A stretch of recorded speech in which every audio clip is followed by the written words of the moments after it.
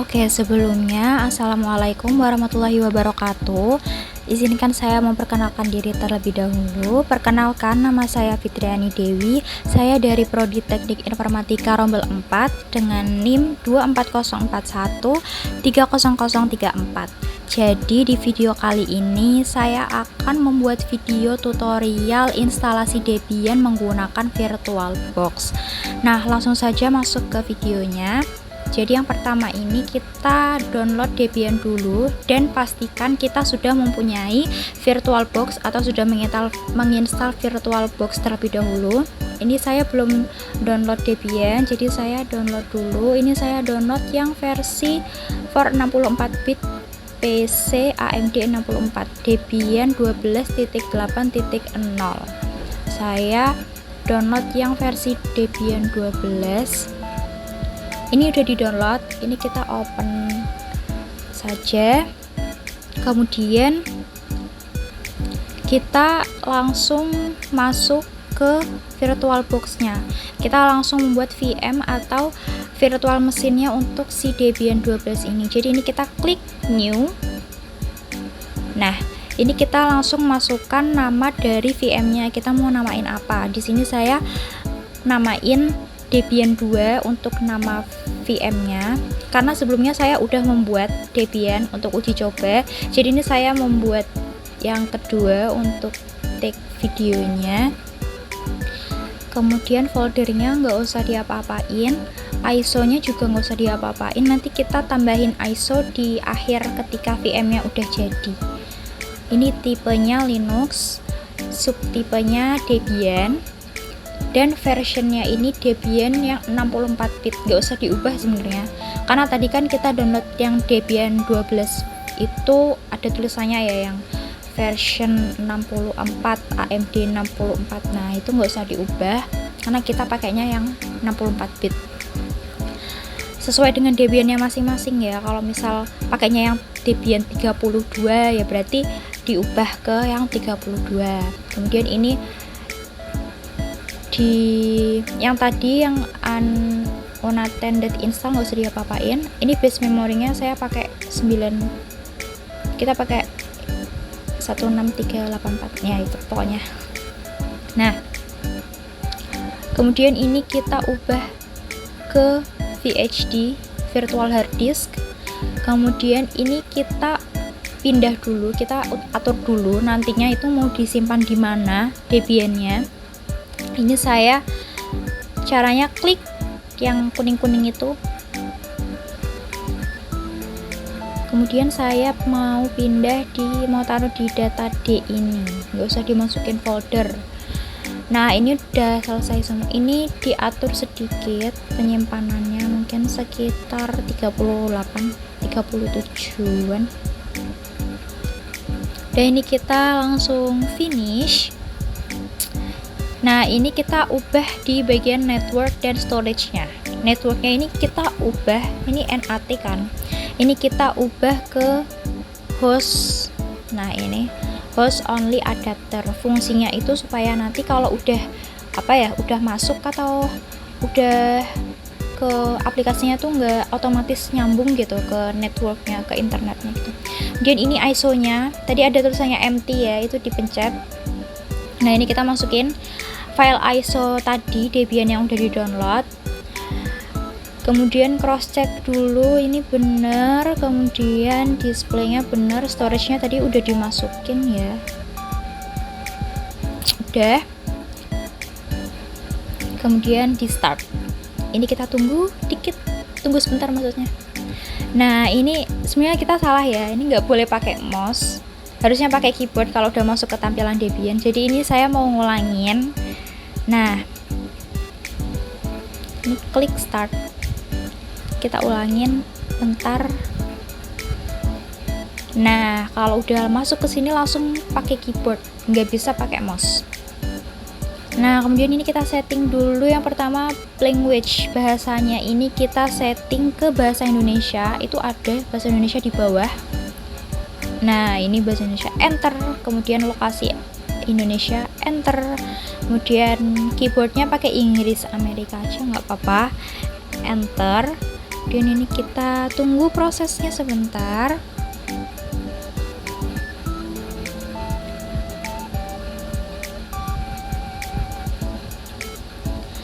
Kita tunggu prosesnya sebentar. Nah, ini kita mengatur jaringan, kita klik ya, enter. Ini dikosongin aja, lanjutkan, nggak apa-apa, bisa. Kemudian ini nama hostnya, saya kasih nama Fitriani. Lanjutkan, enter ya pakainya nanti. Nama domain dikosongin, kemudian kata sandinya dimasukin. Saya membuat kata sandi 12345 123 kayaknya, lupa. 123 kemudian dimasukin lagi kata sandi yang tadi. Nah, ini saya pakai nama panjang Fitriani Dewi, klik lanjutkan. Kemudian ini klik lanjutkan dulu. Kata sandi untuk pengguna baru disamain aja sama yang tadi, nggak apa-apa sebenarnya. Ini saya samain sama kata sandi yang tadi. Nah, ini kita pilih yang WIB ya, karena kita di Jawa, jadi yang WIB yang pertama tadi. Maaf nggak kelihatan karena saya lupa ngezoom. Ini kita pakai yang paling atas, terpandu itu yang paling atas. Ini enter aja langsung. Ini kita pilih yang paling atas, enter. Kemudian ini kita yang pilih yang kedua, enter. Kemudian partisi harddisk ya, kita pilih ya, enter. Kemudian ditunggu lagi prosesnya sebentar.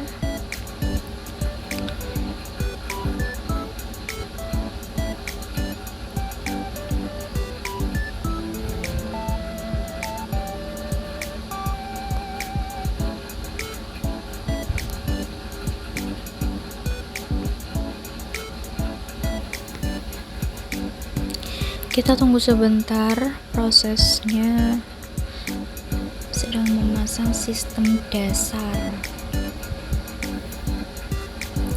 Untuk sejarah, kekurangan dan kelebihannya akan saya jelaskan di akhir video.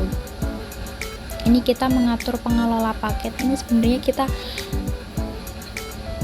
pilih ya supaya cepet, tapi ini saya malah pilihnya tidak, jadi ini saya kembali dulu. Nah, ini mengatur pengelola paket, kita langsung pilih ya aja, enter, supaya cepat prosesnya.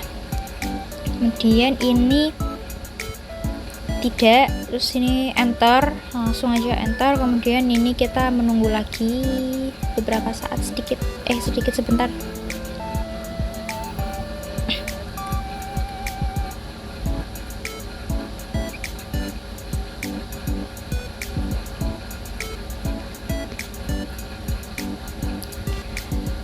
Nah, ini kalau misal muncul kayak gini kita pilih ya. Dan ini kita pilih yang kedua.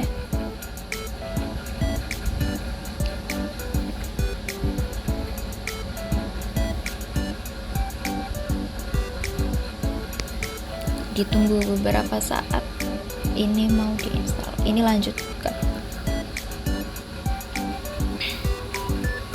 Nah, ini kita sudah mulai masuk. Habis ini kita akan menguji coba login ke rootnya yang tadi udah kita setting beserta kata sandi passwordnya itu ya. Jadi kita pertama login ke rootnya, kita ketik dulu root, terus enter, terus passwordnya yang tadi 12345.